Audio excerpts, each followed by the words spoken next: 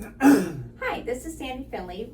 We are doing this live from Remax Dream Homes against your living lifestyle. And today we have a guest, Scott Flanagan from Compassion Planet, and he's going to give us a little insight in his background, what's kind of helping, and how at this time we can help him and his community. They've gone through some devastation, which we're going to talk about. And my goal for this video today to send out is really giving them some help that's much needed. It's a cause near and dear to my heart. So I would love to just kind of jump in with this, and then feel free to subscribe to this and ask any questions, and we'll get these questions answered for you as well. We want to have that engagement with our community. So with that said, Scott, tell me a little bit about Compassion Planet and yourself. Yeah, wonderful. So thank you for the opportunity to share today, and thank you for your spirit of generosity, and we're so glad to share with anybody who will listen, right? So Scott, my wife's name is Jackie. We're the co-founders of Compassion Planet, and we it really started, it's a decades-long story, but when my wife and I were in our late 20s, we brought a young man into our home. We were youth leaders at a local church in the Bay Area, Silicon Valley, and this young man, he basically had nowhere to live. He aged out of the foster system. He was going to be homeless. He said, "Hey, I don't know where I'm going to go. My foster family's given me 2 weeks after my 18th birthday to relocate and find new housing, so I just figure I'm going to be homeless." And of course, we're not going to let an 18-year-old be homeless. So we went into action trying to find a program for Marvin, but unfortunately, we couldn't find anything. So when it came time for him to leave, we basically brought him into our one-bedroom apartment where our family room became his bedroom, our couch became his bed, and it took about 5.5 months to figure out how to help him become independent, right? And kind of be able to stand on his own. And we learned that whole process by walking through that process with Marvin and help guiding him and leading him. So little did we know that moment in our lives would soon birth the idea and become the seeds for the idea of Compassion Planet, which today helps young people who come from either at-risk backgrounds, who come from who age out of the foster system, and we work with some young men and women who come from juvenile justice. And our whole mission is to help them achieve independence. And by becoming independent, first of all, we say you have to be able to get a job, keep a job, and learn a good work ethic. Because if you're not employed, you're not going to be independent. Okay. So that's one of our missions, is helping our young people become employment ready and give them workforce development skills.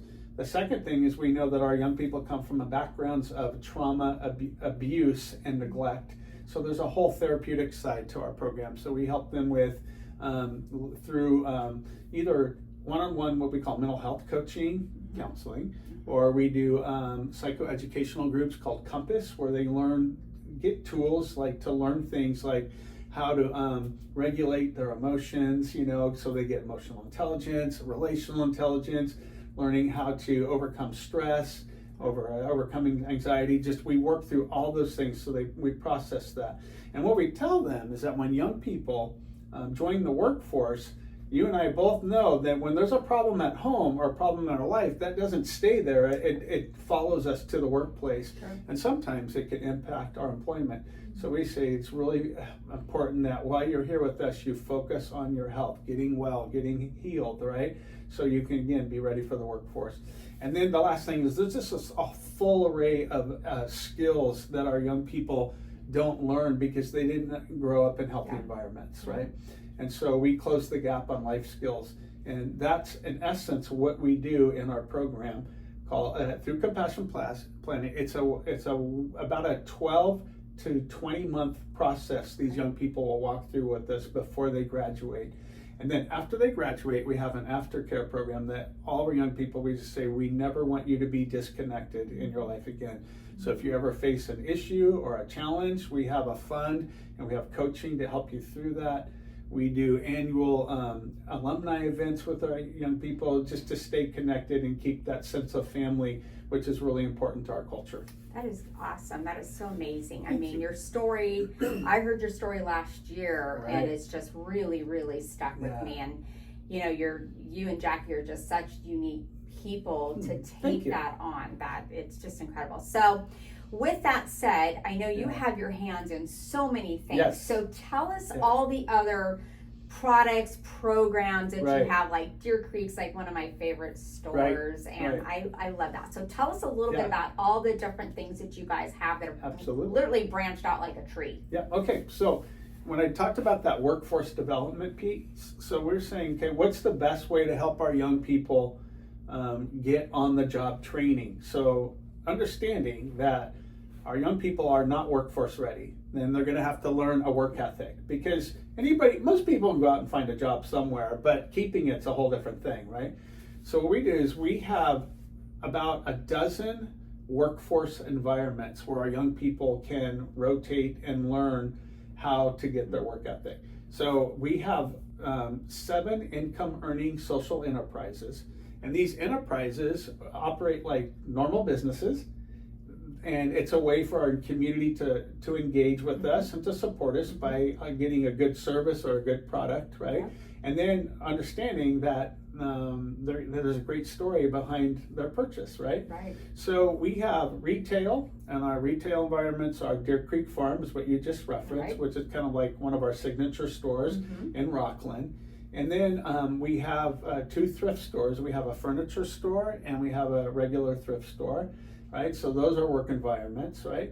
We have a kitchen in Sacramento, so there's culinary skills that are learned there. Okay, so that's something new. I didn't That's know right. that. Yeah, okay, those are all so that's things one that of are the right. new things that you're doing in the Sacramento and the Arden. Is that part of the new Yes, Arden? yeah. Okay, And awesome. that's getting ready to transform, but Okay. we'll save that for another time. Okay.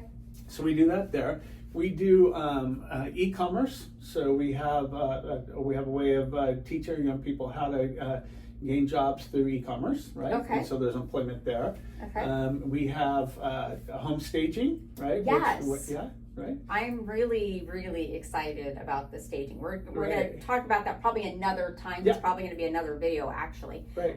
But yeah, that's so exciting to Yeah. hear that. Yeah. So that would be an example of some of the things we do to derive income, right? Okay. So what's really cool about that is that all of our enterprises, they not only provide income for our organization, which means we have to raise less money, right? Sure. But more importantly, they become training environments for our young people. So when you go or visit any of those like retail centers and you see young people there, those are young people in our program, right? Awesome. And we don't rely on their labor because we understand that they're not necessarily reliable, right? Yeah. So when they come there, for them, it's a training environment. It's there to learn that work ethic and employment. So we track, follow, monitor our young people. We give them feedback and tell them, help them, really empower them to become just model citizens in the work environment, right?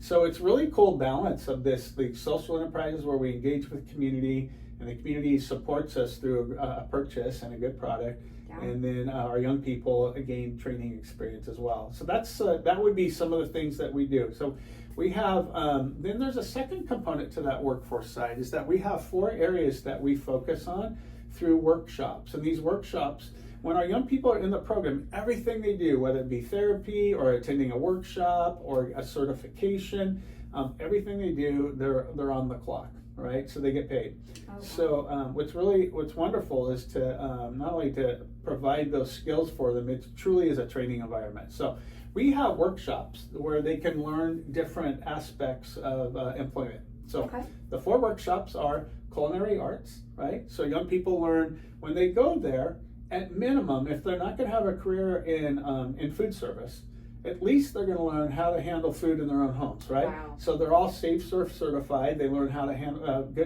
proper food handling. They learn life skills. They learn how to build recipes, how to shop, right? So they learn all the basics. And then if they have a kind of a niche in that area, we advance them on so that they can move them towards employment in food service. So we do back of house and front of house services, right, where we train in that.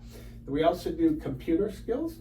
So we have a whole tech side to us, and our young people can get actually tech certified through IBM courses and stuff, where they can actually have certification before they leave our program and go enter to the field. So one young man in our program, he got a job at Intel in Folsom, and he's making more money than me. You know, it's But like you are a nonprofit, so yeah, thank you. Yeah. It's like no, I say that. I'm like so Right. excited Oh, for that's him, right? so amazing. Yeah. And so we have this tech side to us. That's a workshop. Then we have what we call thumbs to hands.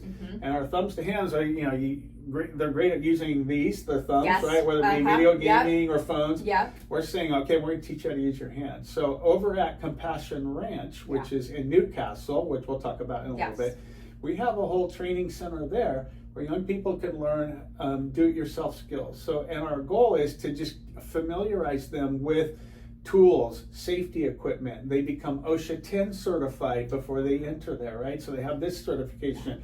They're also certified in CPR and first aid, all right? So we want our young people to be well equipped and trained. And then while they're there, they're going to go through a 12-week course. All these workshops are designed to be 12-weekers, by the way. Okay. And they have a 12-week course, and then they're going to learn basic trades things, right? And it's just simple things where they learn how to use tools, learn what they're used for. They learn different things like basic plumbing, irrigation, carpentry, electrical, and they just use their hands and just basically do little projects, and it's supposed to be fun for them. Yeah. But what's really cool is we have our trainers there are watching our youth, and they're like what we call them, they're scouts, right?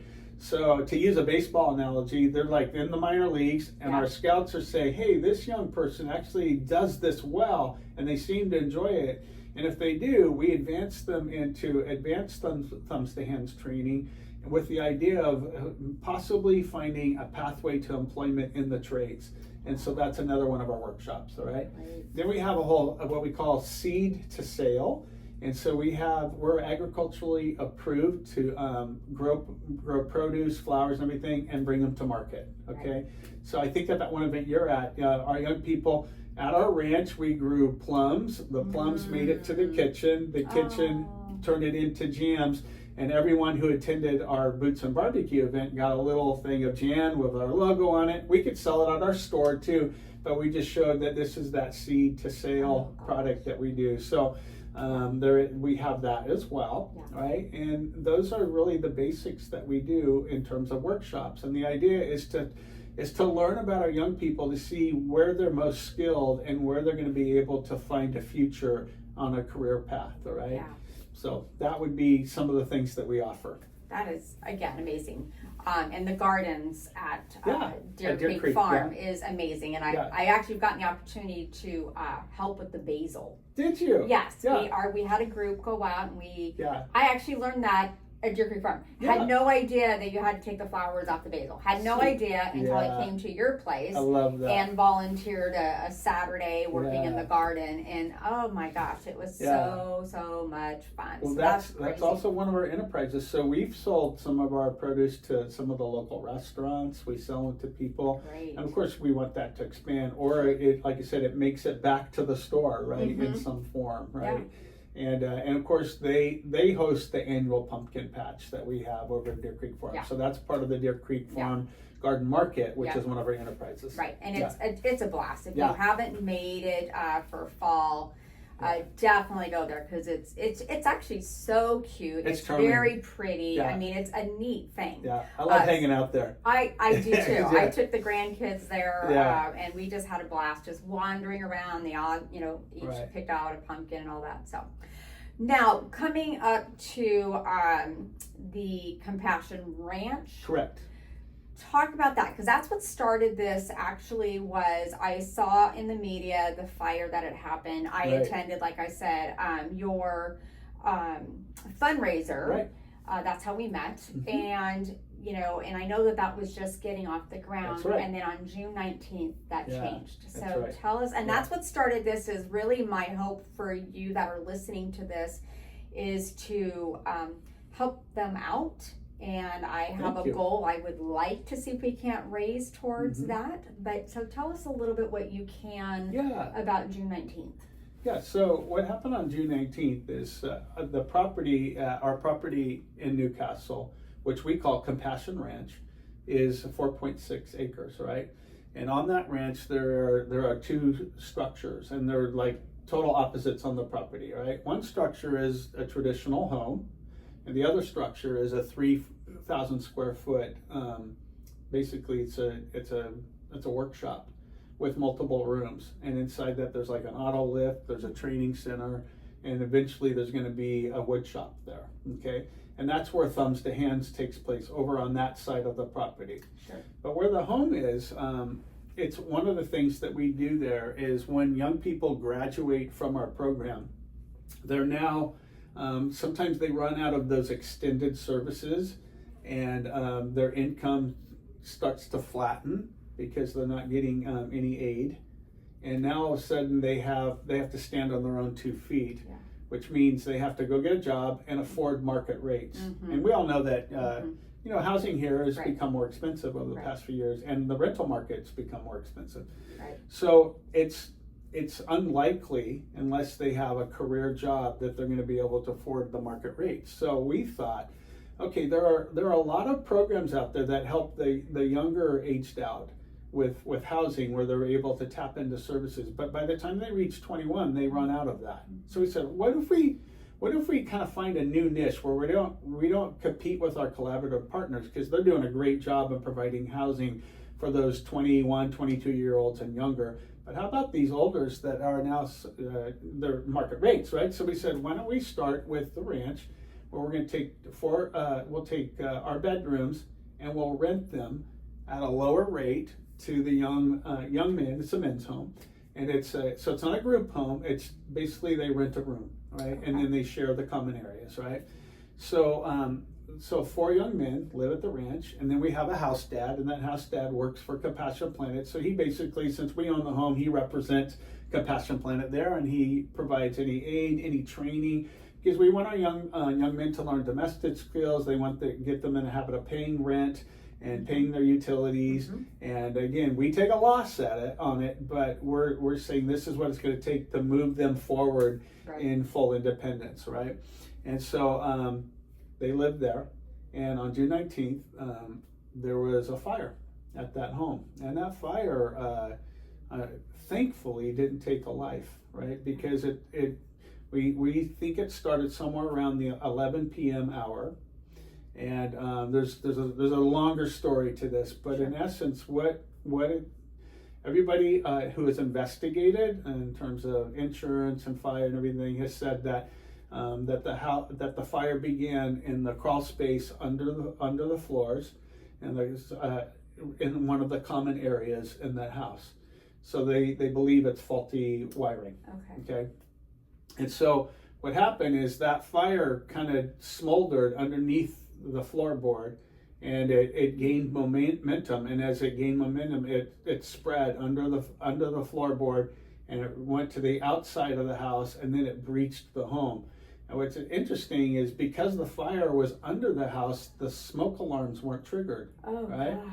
So by the time it entered the house, it was a fast, hot, roaring fire, right?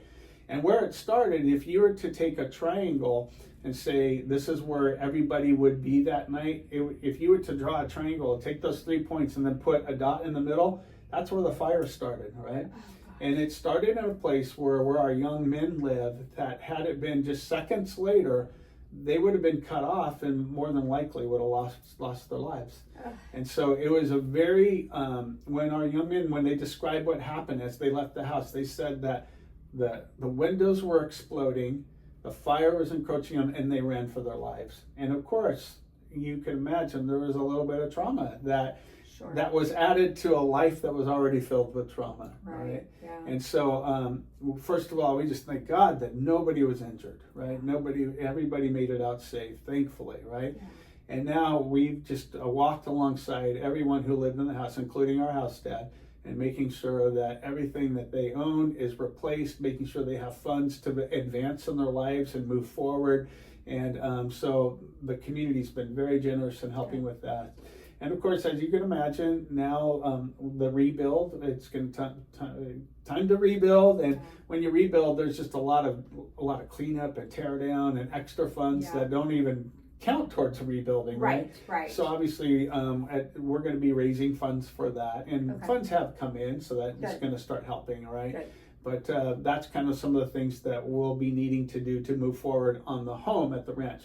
Now, the other parts of the ranch are still fully intact, so we still are able to do our Thumbs to Hands training programs there, and do the advanced classes there as well. So, and we're still moving towards improving that property. So anyway, that's kind of where we sit right now at Compassion Ranch in Newcastle. Wow. So how are, what is the message for, like you said earlier, like these kids have already been traumatized once. They've not had an easy life by any means. Not at all. How are they coping, and what is the message that you're hoping these boys get out of this? Yeah, well, every one of them are dealing with it different. And even the house dad, he's dealing with stuff, right? What's interesting about him is usually there's 5 people who live in the house. That night, one of our young men who typically lives there, he was visiting his grandma in Nevada, right? So he wasn't there. But our house dad, he and his wife they're kind of estranged at the moment, and they're trying to work things out. And so his wife lives in Nevada as well, in the Las Vegas area. And so our house dad's sons are with mom, but they were there visiting him. So they were there that night, right? Wow. So that added more. So there wound up being 8 people in that home, right? And the littles were anywhere from 2 to 12, who were our house dad's sons, right? So it wound up being like we're even more thankful. But I can tell you that, our first priority was the youth who live in our home, right? Because we know that they're going through a hard time. And so we've done everything that we can to help them not only find housing, but also make sure their immediate needs were met. And now they're long-term, like, okay, give us a list of everything you owned, and we're just going to write you a replacement check, right? Wow. And our goal is to have that check to them at the end of this week, right? Okay. So it's been less than 2 weeks since the fire. Right. So anyway, we were telling some of you, hey, when are we getting this check? I said, man, if you're waiting for insurance, it would be months. You're going to get a lot faster from us, right? Right. And so we're doing that. And then we understand that each of them will potentially need some therapy. Sure. Right? Some more than others. Yeah. And we do have therapists on our staff. We have clinical social workers. If they're not comfortable with our own staff, then we'll send them out and refer them to somebody else. So there's a few of our young men that just don't even want to talk about it. So right now they're holding on to it. And at some point, we'll just continue to keep that relationship and that lifeline open so that we can help them when it's necessary and when they're ready, right?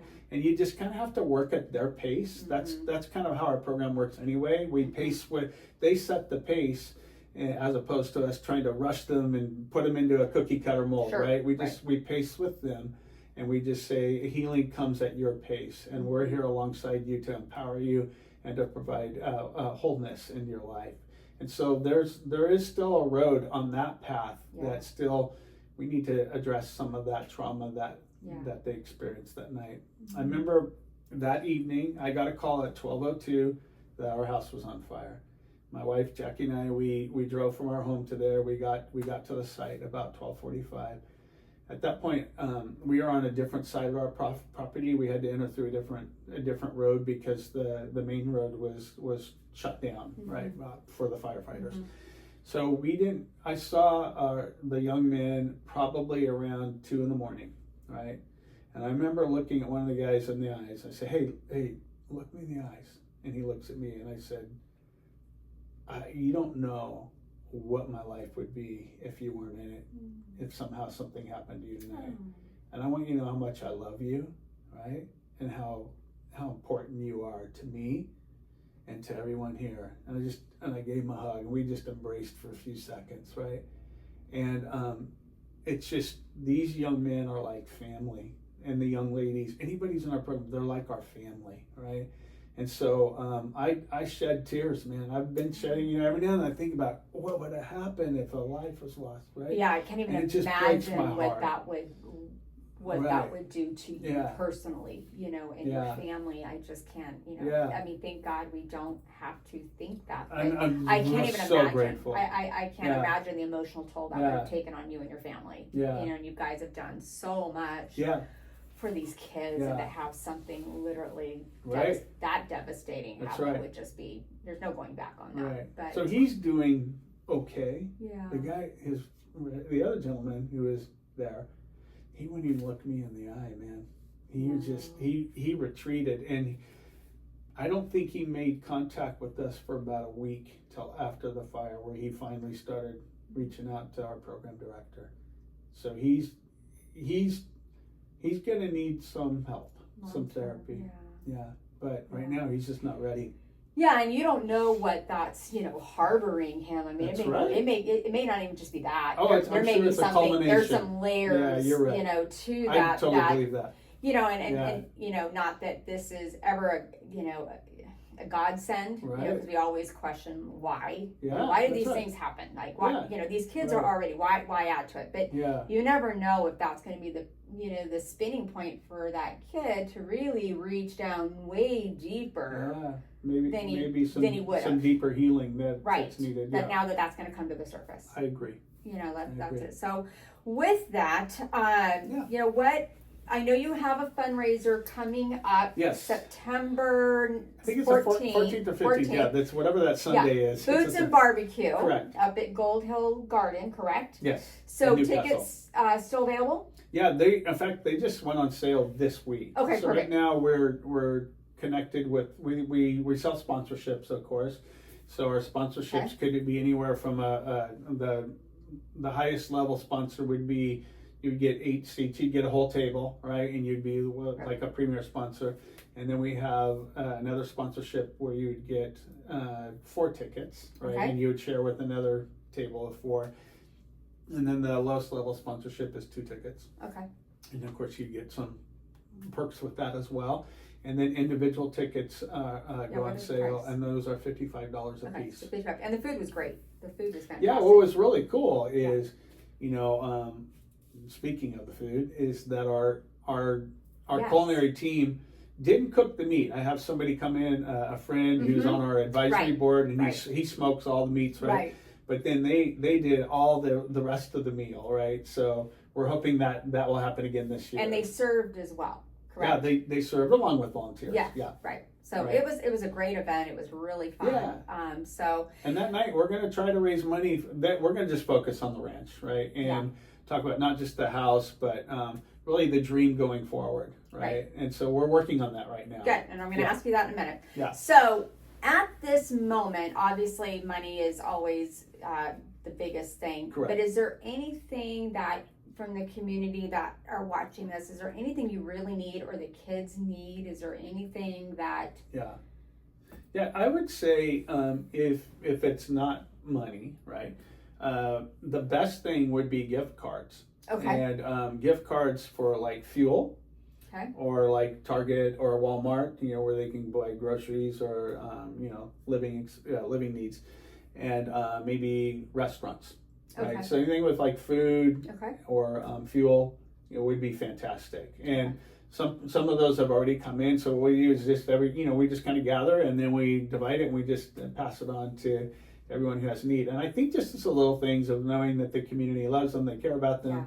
And you're not alone. All those things. It sends a message. Right. Yeah. Great. So with that, where do you see Compassion Planet in about 5 years from now? Like, what is your big? We already know your why, but where do you see this going in 5 years from now? Right. So right now we have a chapter in South Placer. That's our biggest chapter. We did start a new chapter in the Arden Arcade area, and just different. Everything's different about the 2 counties and the 2 environments, even including the demographic, right? Sure. So Arden Arcade has been harder than South Placer, right? Not impossible, but harder. But when you say harder, what do you mean by harder? Like, what does that harder mean? in that there's like old money there, you know? Okay. When you look at where my contacts and my circle, my sphere was here, not there. Gotcha. So we're trying to break into a territory that's new, that has solid connections. Very often we do collaborative things. We're kind of the new kid on the block, right? And we have to kind of earn our reputation and stripes there. And so it's been slower. That's what I say harder. It just has been slower. Okay. Right? But some of the cool things are we are starting to get on the map there. So we did get a really nice grant from SMUD, right? Oh, Which nice. is that kind Yeah. of right. We get attached with that, and that was like our right. That was like a big for us, right? Also, one of our executives named Brian, he was involved in Social Venture Partners, I think it's called, and he was in what's called Fast Pitch, and so it's SVP Fast Pitch, where it's like a Shark Tank where you compete with others, right? Oh, very cool. Others who are nonprofits in Sacramento, Uh-huh. right? And he Yep. did amazing, right? But that put us on the map, right? Okay. Now people are like, oh, you're Compassion Planet, right? Oh, good. The Kings have made us a starting Oh, good. 5 sponsor. Oh. So it's starting to happen in Sacramento, right? Okay. But I'll tell you, the need there is Yeah. different because we're dealing with young people who come from generational poverty, who come with a scarcity mindset. And we not only want to turn that around in their lives, but we want to turn that around for generations. So we know that our work will have to be long and deep, and we're going to have to stick to it because we're up against history, Yeah. right? But we're determined to go forward. Right. So my dream in 5 years would to see Sacramento Art and Arcade, that whole region, just like transformed because of our presence and our work, right? And then we are looking to in a way like franchise Compassion Planet and take it in other regions and other counties in the state. And Sure. we've also had conversations with people outside of our state of bringing Compassion Planet there. So I think we have a really amazing model, and it works, and it's gotten some national attention because we're not an outcome-based program where a lot of programs that start up, they're like, they have to check the box to get public funding. For us, we didn't start on public funding. We said, no, we're going to go deep in attachment. We're going to, and the moment when we have this relational attachment, we know that's when we can move the heart, right? So we focus on attachment first instead of outcomes, right? And that's really the key to what makes us different. And that's why we have this amazing success rate. So over 156 young people have graduated from our program. We brought youth into our program in the summer of 2014. So we've been at it just a little over 10 years. And 91% of those young people are independent, and they're healthy, and they got jobs. And so that's a pretty high success rate. Some people, when I tell them, they think, you're a liar, Scott. Right. Like, no, I can tell you're not lying because we track our young people through our aftercare program. Yeah. So we're connected with them. Right. So it's a pretty amazing Yeah, step. I literally have no doubt Yeah. that your success rate is what it is. Yeah. You know, so Yeah. I have no doubt on that.